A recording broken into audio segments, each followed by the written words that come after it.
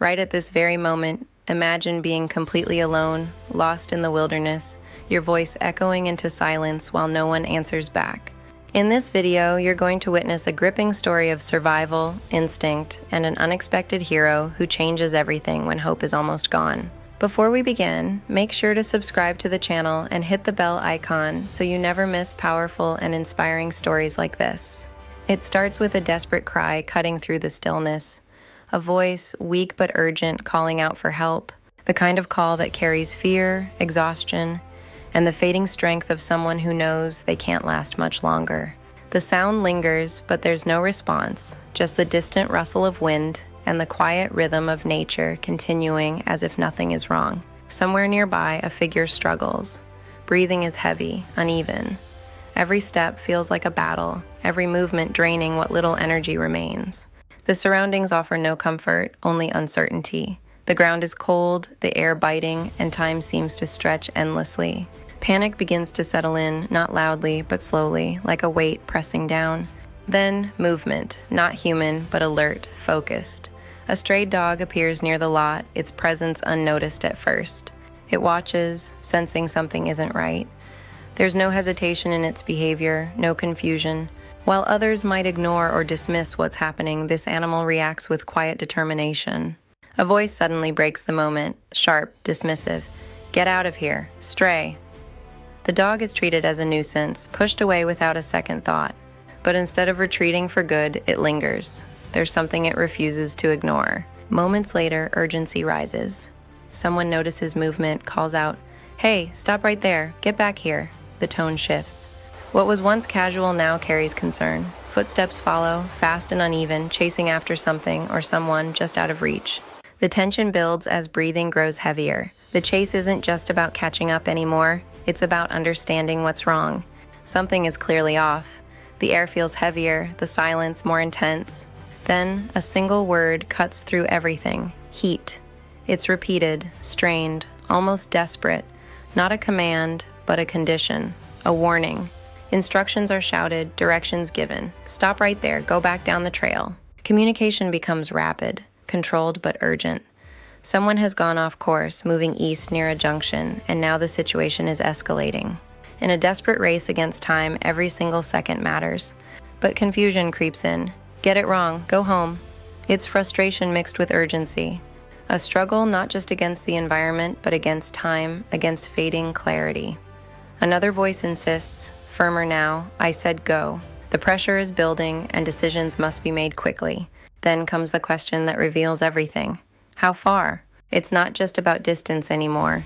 It's about survival, about whether help can arrive in time. Heavy breathing fills the space again, followed by silence, then small, strained sounds. The situation has reached a critical point. Someone is close, very close to collapsing. And just when it feels like everything might slip away, the moment shifts. A name is called out, clear and urgent. "Margaret Nay. Margaret, stay with me." Suddenly, the story sharpens into focus. This isn't just a lost person, this is someone fighting to hold on. The location is identified: Whispering Pine State Park, Ridgeline Bridge Trail. The details come quickly now, professional and precise. An elderly woman, possibly suffering from hypothermia, found just past the 6 marker. Help is finally on the way. But what led rescuers here wasn't chance. It was someone who refused to walk away. Every second was critical as rescuers moved through the cold. Margaret was barely holding on. Hypothermia doesn't arrive all at once, it creeps in quietly. The rescuers finally reached her, but even in her fragile state, she only asked, "Where is my dog?" The answer was simple: "He's right here." This was the dog everyone had dismissed, yet he never left her side. He had stayed alert, signaling the way. He wasn't just a stray, he was her protector. As they moved her to safety, everyone realized the truth. He was a good dog who saved her life. Back at the facility, rules are rules, but policies don't bend as no dogs policy, someone stated firmly, drawing a line that didn't consider what had just happened. But the response came just as strong, grounded in reality, not regulations. "That dog just saved the woman you brought in an hour ago. I need 5 minutes." It wasn't an argument, it was a fact. Because sometimes the ones we overlook turn out to be the reason everything works out in the end. The room settled into a quiet rhythm after the urgency faded, but the weight of what had just happened still lingered. Margaret had been stabilized. The cold had taken its toll, but she was safe now. And yet, just outside that calm, another presence waited, the dog. He hadn't moved far. He stayed close, alert but quiet, as if still guarding the moment. "He found me," Margaret said later. It wasn't a question, it was certainty. Nearby, a responder placed a small locket within her reach. "This belonged to someone you lost," he said gently. It had been found earlier, quietly sitting on the cold concrete floor, unnoticed by most.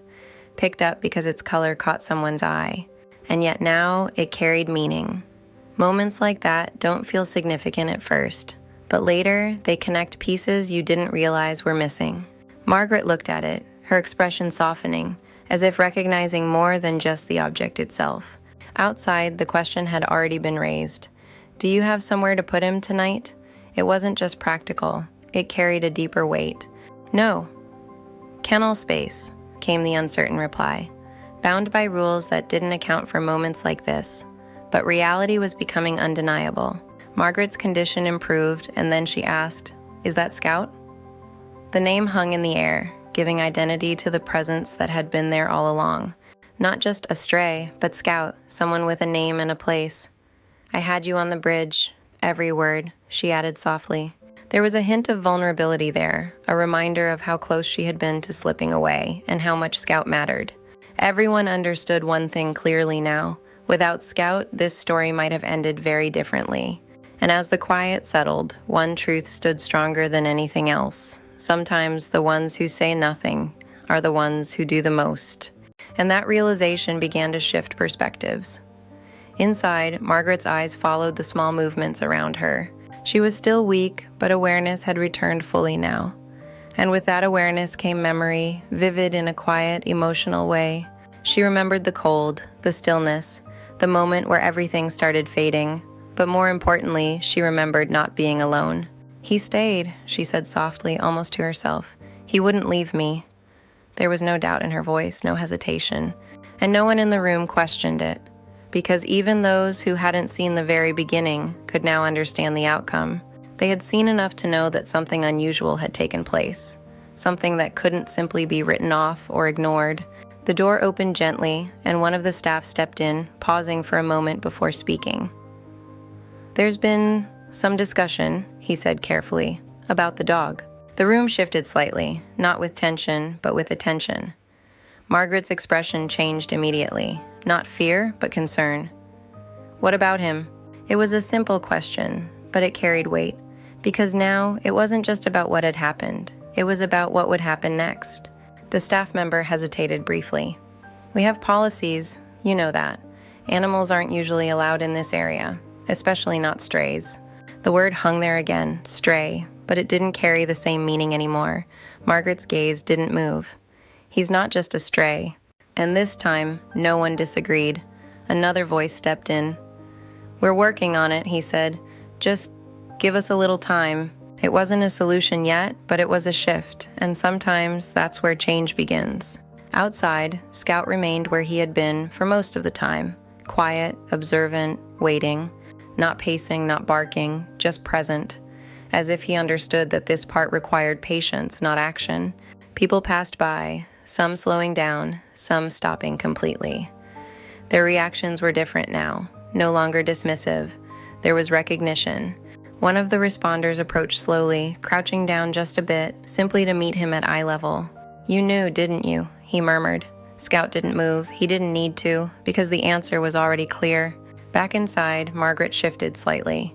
Recovery wouldn't be instant, but it had begun, and with it came something else. A quiet determination. "I'm not leaving without him," she said, her voice still soft but firm enough to be understood. It wasn't a demand, it was a decision. And decisions like that don't come from nowhere. They come from moments that change you. The staff exchanged glances again, but this time, there was less uncertainty. The story didn't need convincing anymore. It had already proven itself. Sometimes rules are designed for order, but moments like this remind people why exceptions exist. Time continued to pass, but the outcome was already forming even before it was officially spoken. The lines between policy and reality had blurred, and what mattered now wasn't what usually happens, it was what should happen. because a life had been saved, not by training, not by instruction, but by loyalty, instinct, and something far deeper than either. And as the day moved closer to its end, one thing became undeniable. Some connections aren't created over time. They're revealed in a single moment, when it matters the most. By the time the sun began to lower, casting a softer light across the facility, the atmosphere had completely shifted. What started as urgency had turned into reflection. And now, something even deeper was settling in. A quiet understanding that this wasn't just another case that would be filed away and forgotten. Margaret's condition had improved enough for her to sit up slightly, supported and careful, but aware. The color had slowly returned to her face, and the heaviness in her breathing had eased. Every small sign pointed in the right direction. She had made it through the most dangerous phase. But her focus wasn't on herself. It never really had been. "Is he still here?" she asked, her voice steadier now, though still gentle. The question didn't need clarification. Everyone knew who she meant. One of the staff members nodded. "He hasn't left." That answer seemed to settle something inside her. Not relief exactly, more like confirmation, as if she already knew but needed to hear it out loud, because that's who Scout had proven himself to be. Scout was more than just a stray dog. He was someone who stays. Outside, Scout remained in the same general area, but now he wasn't just being watched. He was being acknowledged. People who had once walked past him without a second glance were now slowing down, observing him with curiosity, even respect. It's strange how quickly perception can change. A few hours earlier, he was just another stray, unwanted, dismissed, pushed away. Now he was the reason someone was still alive. One of the responders stepped outside again, carrying a small container of water and something to eat. He didn't rush toward the dog, didn't try to force interaction. He simply placed the items nearby and stepped back. Scout looked at it, then at him. There was a pause. Not hesitation, but awareness. Then slowly, he moved closer. It wasn't hunger that guided him. It was trust building, moment by moment. Inside, the conversation had finally reached a point where it couldn't circle anymore. A decision had to be made. "The policy is clear," one voice stated, still holding on to structure, to what was written and expected.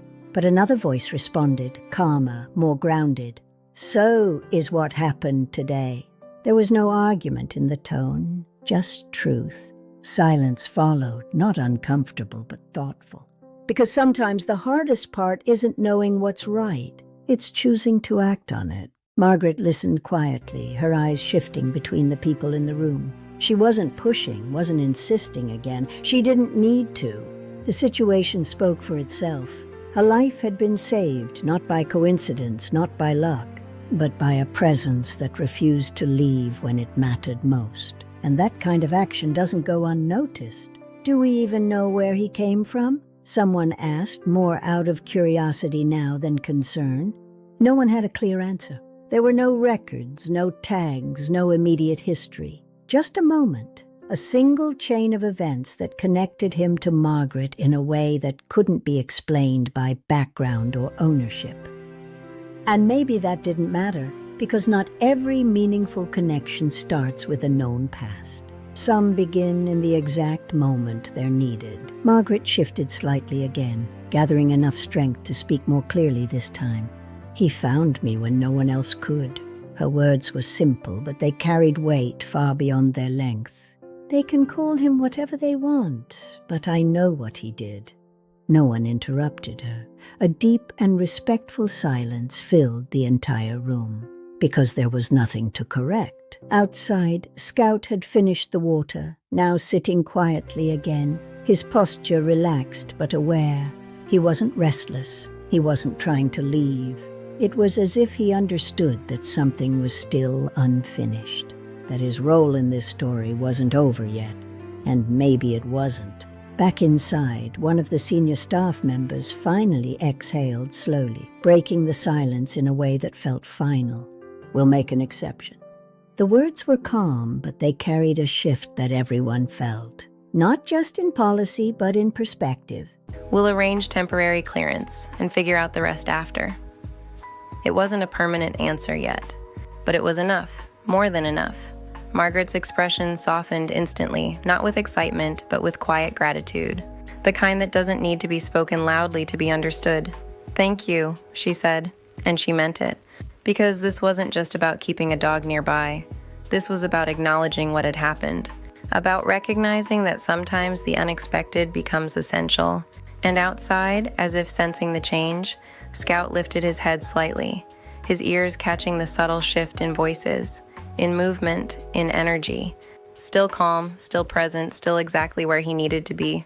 Because some stories don't end when the danger passes. They continue in the choices that follow. As the evening settled in and the noise of the day slowly faded, everything began to feel different. Not because the situation was over, but because something meaningful had taken its place. What had started as fear and uncertainty had turned into something steady, something real. And now it was leading toward a quiet but powerful conclusion. Margaret was resting more comfortably, her strength gradually returning with each passing hour. The doctors had done what they needed to do, the responders had stepped back, and for the first time since the ordeal began, there was no urgency left in the room, only calm. But even in that calm, one thing remained constant: her connection to Scout. The door opened gently, and a staff member stepped in, this time with a different expression. Not cautious, not uncertain, resolved. "He can come in," he said simply. There was no need to explain further. Margaret's eyes lifted immediately, a softness returning that hadn't been there before. Not just relief, but something deeper: recognition, gratitude, connection. Moments later, Scout was guided inside. He didn't rush, he didn't react wildly. He walked in the same way he had stayed through everything, calm, aware, and steady. His eyes moved across the room until they found her, and then he stopped. No barking, no jumping, just presence. Margaret's hand lifted slightly, still weak, but reaching. "There you are," she whispered. Scout stepped closer, slowly, gently, as if he understood exactly how fragile the moment was. He lowered his head just enough, allowing her hand to rest against him. And in that instant, everything else faded. No policies, no confusion, no distance. Just two lives connected by a moment that changed everything. No one in the room spoke because nothing needed to be said. One of the responders, standing quietly near the door, let out a small breath he hadn't realized he was holding. Another simply watched, arms crossed, but expression softened. They had seen rescues before. They had followed procedures, saved lives, handled emergencies. But this was different. Because this wasn't just about survival, it was about what happens after. Margaret closed her eyes briefly, her hand still resting against Scout. Her breathing was steady now, peaceful in a way it hadn't been before. "You stayed," she murmured. Scout didn't move. He didn't need to, because sometimes actions speak far beyond words. Time passed quietly, but meaningfully. Plans were already beginning to form, arrangements, paperwork, next steps, but none of it felt rushed, none of it felt forced, because for once, everything was aligning naturally. By the next day, Margaret was ready to leave, not fully recovered, but strong enough. The discharge process was simple, almost routine, but there was nothing routine about what stood beside her. Scout, no longer just a stray, no longer an unknown presence. He had a place now, not because of sympathy, but because of what he had done. As Margaret stepped outside, supported but steady, she paused for a moment, taking in the air, the space, the quiet. Scout stood beside her, just as he had from the beginning, unmoving, loyal, certain. She looked down at him, a faint smile forming, genuine, warm, and full of meaning. "Let's go home," she said softly. And this time she wasn't alone. They moved forward together. Not as strangers brought together by chance, but as something far more lasting. A reminder that sometimes help doesn't come in the way we expect. Sometimes it doesn't speak. It doesn't follow rules. It doesn't wait for permission. It simply shows up and stays. And in a world where so many pass by without noticing, without stopping, without caring, sometimes it takes a silent presence to make all the difference.